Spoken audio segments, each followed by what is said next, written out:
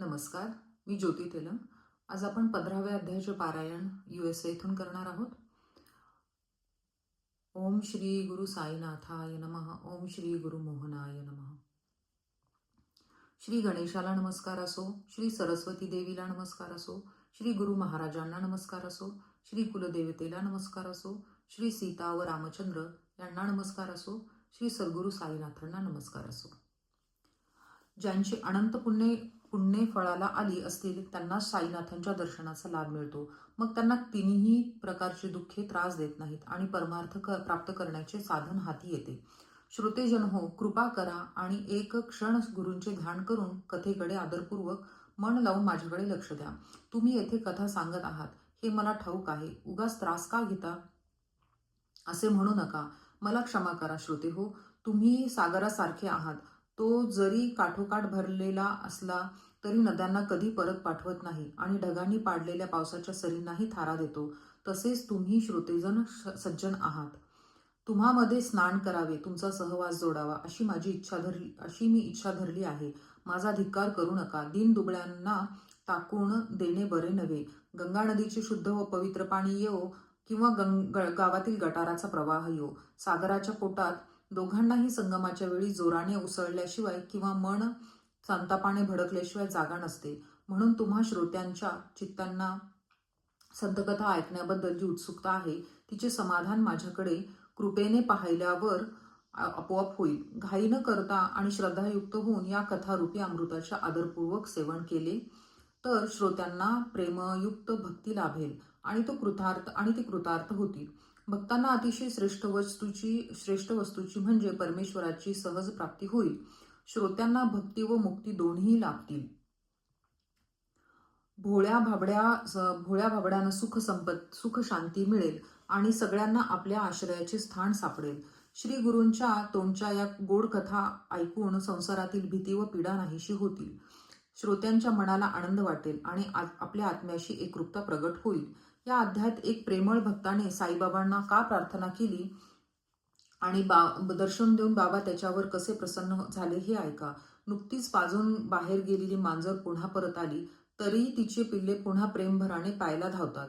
मग ती मांजर कंटाळून गुरगुरली की थोडा वेळ ती पिल्ले दबून बसतात, परंतु आई निवांत बसली की तिच्या भोवती गिरक्या घालून तिची आचळे म्हणजे स्तने चोखायला सुरुवात करतात. अशा प्रकारे प्रेमभराने ती पिल्ले आचळे चोखू लागतात आणि गटागट दूध पिऊ लागली म्हणजे आईचा पाळणा पाझरू लागतो आणि ती पूर्वीची गुरुकुरणे विसरून जमिनीवर प्रेमाने पसरते. वात्सल्याचा उदय झाल्यावर मातेचा कंटाळा पार विरून जातो आणि आपल्या बाळांना ती चारही पायांनी घट्ट कवटाळते आणि त्यांना वरच्यावर सहजगत्या चाटू लागते. खरोखरीच हा समारंभ अलौकिक असतो. पोरांच्या क्षीण नखांच्या माराने जशी मातेची ओटी उकलली जाते तसतसा वात्सल्याचा उमाळा अधिक वाढून त्यातून दुधाच्या पुष्कळ धारा वाढू लागतात. जसे या पोरांचे प्रेम त्यांच्या मातेचे दूध उत्पन्न करते, तसेच तुमचे साई चरणांची आसक्ती साईबाबांच्या हृदयात दयेचा पाझर उत्पन्न करील. एकदा ठाण्याच्या लोकांनी हरीची भक्ती करण्याचा आसक्त असलेले दासगणूंचे ऐकण्यास असे गोड कीर्तन कौपिनेश्वर मंदिरी करविले होते. शिष्यांचा आग्रह पडल्यावर दासगणू कथा करायला तयार होत असत, परंतु त्यात कवडीचाही एका पैशाचाही गोळा करण्याचा लोभ नसे किंवा उगाचाच अक्कडबाजी नसे. कीर्तनाला एकही पैसा द्यावा लागत नसे. अंग उघडे असे आणि डोक्यावर फेटा किंवा पगडी नसे. कमरेला फक्त साधी पंचेजोडी धोतरजोडी असे. तरी सुद्धा ऐकणाऱ्यांची आवरता न येणारी गर्दी असे. या पोशाखाची गंमत सांगतो, श्रोत्यांना ऐकायला मौज वाटेल. ती स्वस्त चित्ताने ऐकावी. बाबांचे कौतुक कळेल. एकदा दासगणूंचे कीर्तन शिर्डी गावात होते आणि त्यांनी अंगरखा लांबकोट घातला, उपरणे, खांद्यावर घ्यायचे एकेरी वस्त्र पांघरले व डोक्याला फेटा बांधला. अशा पोशाखाने ते नटून निघाले. नेहमीच्या शिष्टाचाराप्रमाणे मशिदीत बाबांना आनंदपूर्वक नमस्कार करण्यासाठी गेले. तेव्हा त्यांनी वाह वाह, नवरदेवासारखा सजलास की असे बाबांनी म्हटलेले ऐकले. तेव्हा पुढे बाबांनी त्यांना विचारले, असा नटून कुठे निघालास? त्यावर दासगणूंनी कीर्तन करायला जात आहे असे सांगितले. तेव्हा बाबा म्हणाले, अंगरखा उपरणे फेटा कशाला पाहिजे? हा त्रास का घेतलास? आपल्याला ही काही लागत नसतात. काढ ती माझ्या समोर. त्याचा भार अंगावर कशाला हवा? ही आज्ञा ऐकून दासगणूंनी ती सर्व वस्त्रे काढून तशीच बाबांच्या चरणावर ठेवली. तेव्हापासून आजपर्यंत दासगणू कीर्तनाच्या वेळी चक्क उघड्या अंगाने हातात चिपळ्या घेऊन व गळ्यात माळ घालून असतात. ती तऱ्हा जरी लोकाचाराविरुद्ध असली तरी ती अत्यंत पायाशुद्ध आहे. विद्वानांचा विद्वान जो प्रसिद्ध नारदमुनी, त्याचा हा मार्ग आहे. ही गादी मूळ नारदापासून आहे आणि तेथूनच पुढे हरिदासांची रांग सुरू झालेली आहे. त्यांचा वरवर दिसणाऱ्या शोभेच्या कटकटीची जरुरी नसते, तर अंतःकरणाची शुद्धी हेच त्यांचे ध्येय असते. शरीराचा खालचा भागच वस्त्राने झाकलेला, चिपळ्या व विणा वाजवीत तोंडाने हरीचे नाम मोठ्याने म्हणणारे नारदाचे रूप सर्वांच्या माहितीचे आहे. साईबाबांच्या कृपेने दासगणू संतांची आख्याने स्वतः करीत असत आणि विनामूल्य त्यांची कीर्तने करीत असत, म्हणून ते प्रसिद्ध पावले.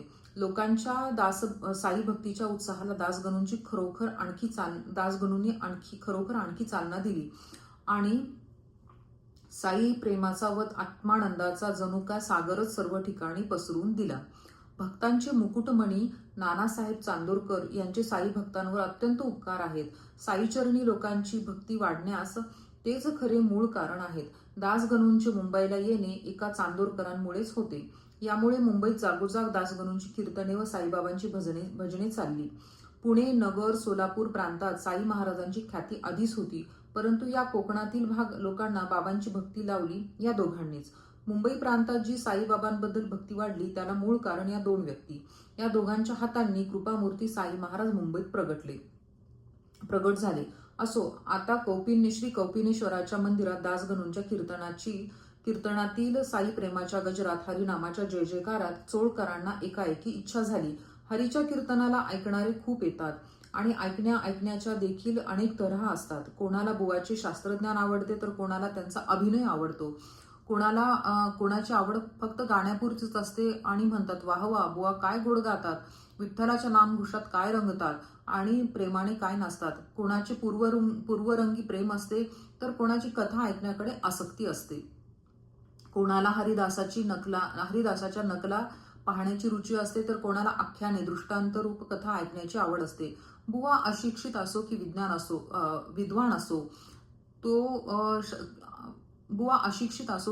असो की शब्दांच्या पदाचे पुष्कळ वेगवेगळे अर्थ जाणणारा असो की उत्तर रंगातील आख्याने सांगण्यात प्रवीण असो, ऐकणाऱ्यांची तऱ्हा अशीच असते. असे श्रोते पुष्कळ असतात, परंतु कीर्तन ऐकून ज्यांच्या मनात श्रद्धा व भक्ती उत्पन्न होते आणि ईश्वराच्या व संतांच्या चरणी प्रीती जडते, असे श्रोते क्वचितच सापडतात. भाराभर ऐकले तरी पण अज्ञानाचे थरावर थर राहिले तर तो काय ऐकण्याचा अनुभव म्हणावा?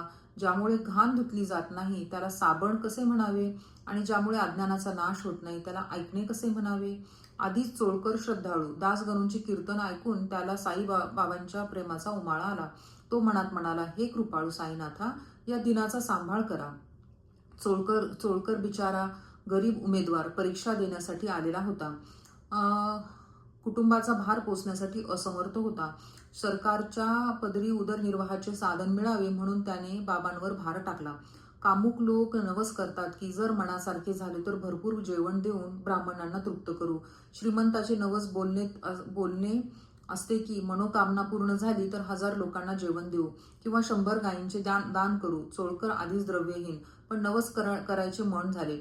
श्री साईंचे चरण आठवून केविलवाणी तोंड करून तो म्हणाला, बाबा, गरिबीचा माझा संसार, खूप मेहनत करून परीक्षेची तयारी केली आहे आणि नोकरीवरच माझे सारी भिस्त आहे.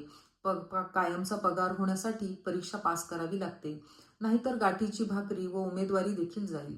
आपल्या कृपेने पास झालो तर आपल्या पायी हजर होईन आणि आपल्या नावाने खडी साखर वाटेन. हाच माझा पक्का निश्चय आहे. याप्रमाणे चोळकराने नवस केला आणि मनासारखे झाल्यामुळे आनंद झाला. परंतु नवस फेडायला उशीर झाला म्हणून त्याने साखर खाणे सोडले. शिर्डीला जाण्याला वाटेत काही पैसा पाहिजे, रिकाम्या हाताने जाता येत नाही, म्हणून आजचे उद्यावर ढकलले जाऊन चोळकरांना तसेच दिवस घालवावे लागले. सह्याद्रीचा अत्यंत मोठा कडा असलेले नाणेघाट ओलांडता येईल, परंतु संसारी माणसाला हा उंबरे घाट, घराचा उंबरठा ओलांडायला फार कठीण आहे. शिर्डीचा नवस पेटल्याशिवाय साखरेचा पदार्थ खाता येत नाही, म्हणून चोळकरांचा चहा सुद्धा बिनसाखरेचा चालला. असेच काही दिवस गेल्यावर योग्य वेळ सापडून ते शिर्डीला गेले आणि केलेल्या नवस फेडून त्यांच्या मनाला आनंद झाला.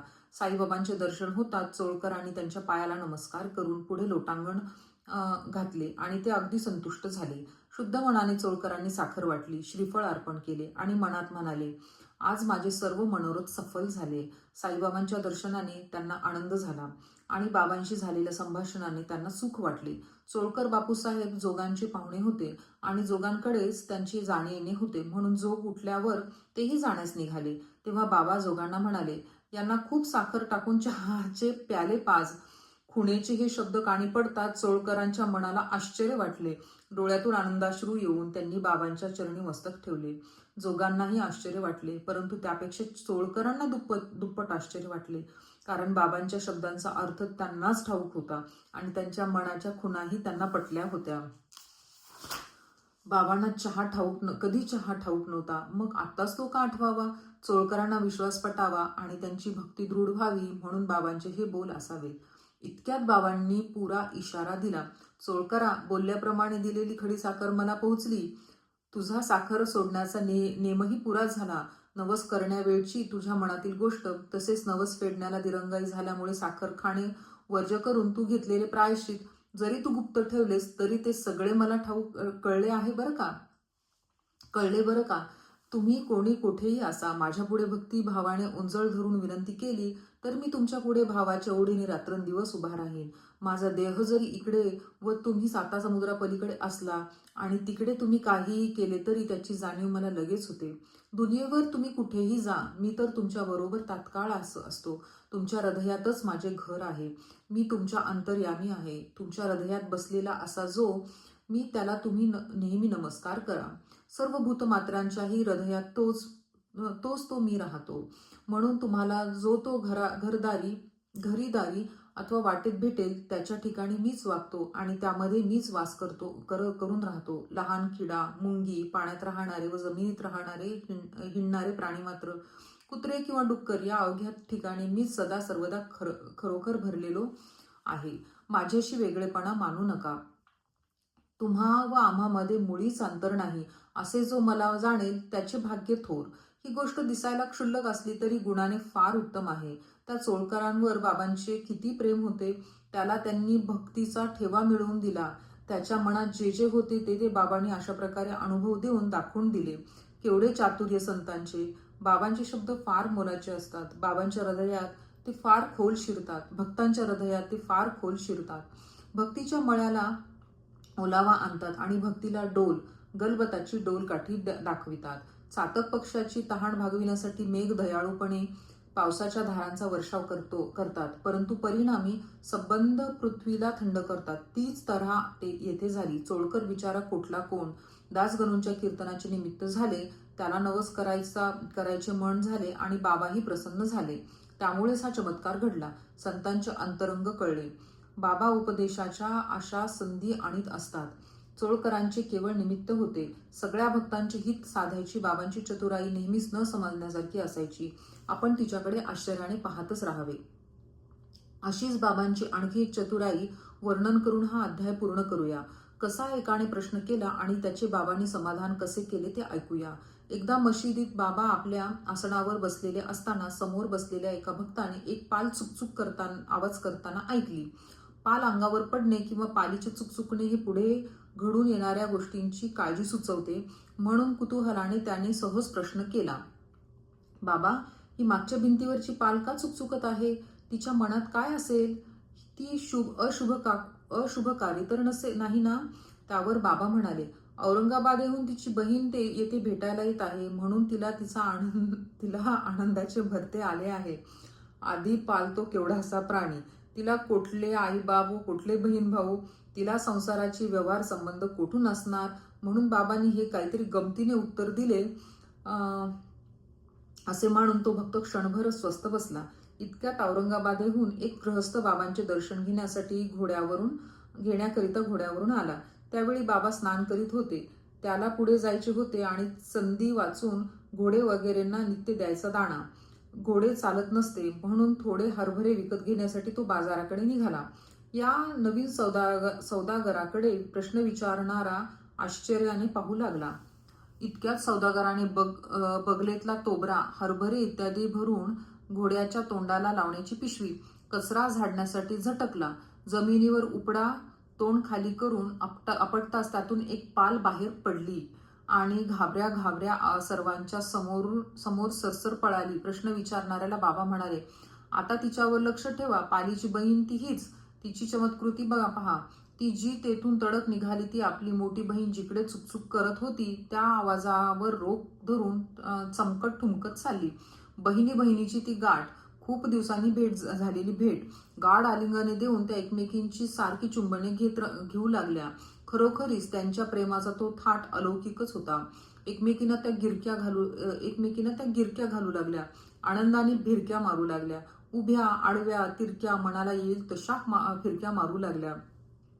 ते औरंगाबाद शहर कुठे व शिर्डी गाव कुठे? हा प्रकार? हा घोडेस्वार अचानक कसा यावा आणि त्याच्याबरोबर पाल सुद्धा कशी यावी? पाल असेल औरंगाबादची, तोबऱ्यामध्ये शिरलेली पण असेल, परंतु त्या प्रश्नोत्तराची अनुकूल वेळ कशी नेमकी आली? पाल काय चुकचुकावी? त्या भक्ताला प्रश्न विचारण्याची स्फूर्ती ती काय यावी? त्याचा गभितार्थ बाबांनी समजून काय सांगावा आणि अनुभवही काय लगेच यावा? असा हा अप्रतिम योग लाभला. बाबांचे विनोदावर सदा प्रेम होते. संतजन अनुपम साधने योजून भक्तांचे कल्याण वृद्धिंगत करतात. पहा, हा जिज्ञासू नसता तर पालीच्या चुकचुकण्याचा अर्थ कोणाला कळला असता आणि साईबाबांचा महिमा कसा समजला असता? अनेक वेळी चुकचुकणाऱ्या पाली सर्वांना ठाऊक आहेत, परंतु त्या चुकचुक शब्दाचा अर्थ आणि त्या पाली संबंधी माहिती कोणी कधी विचारली होती काय? सारांश, या जगाच्या खेळाच्या पूर्वी करून ठेवलेल्या योजना गुप्त व कोणालाही न कळणाऱ्या असतात. त्याबद्दल कोणालाही अधितर्क करता येत नाही आणि म्हणून त्या घडल्यावर सगळ्यांना आश्चर्य वाटते. परंतु या पाली चुकचुक आवाज करू लागल्या म्हणजे काही अनर्थ घडेल असे सुचविले जाते. परंतु त्यावेळी तोंडाने कृष्ण कृष्ण असे म्हटले तर येणारा अनर्थ टळतो असे लोक म्हणतात. आवाजाचा अर्थ काहीही असो, ही आश्चर्यकारक कृती नव्हे. आपल्या भक्तांना आपल्या पायी दृढ बसविण्यासाठी बाबांची एक उत्तम युक्ती होती. हा अध्याय जो आदराने वाचेल अथवा नेमाने त्याचे पारायण करील त्यांचे संकट गुरु महाराज दूर करतील, हे मनात पक्के ध्यानात ठेवा. त्यांच्या पायी जो निसंशयपणे मस्तक ठेवील त्याचा साई हाच त्राता म्हणजे वाचविणारा, पावणारा, पालन करणारा, अभयदाता व करता व हरता असतो. येथे माझ्या सांगण्यात काही चूक आहे असे मानू नका. हा साईनाथ असाच आहे. माझ्या स्वतःच्या अनुभवांचा गुप्त सारांश मी भक्तांच्या कल्याणासाठी सांगतो. या जगात संपूर्ण मीच एक आहे. माझ्याशिवाय आणखी दुसरे काही नाही. केवळ हाच लोक नव्हे तर संबंध त्रिलोक देखील मी आहे असे अद्वितीयत्वाचे स्फुरण जेथे असते तेथे भीतीची गोष्टच उरत नाही. त्याला अभिमान व अहंकाराशिवाय सर्व चैतन्यच भरलेले दिसते.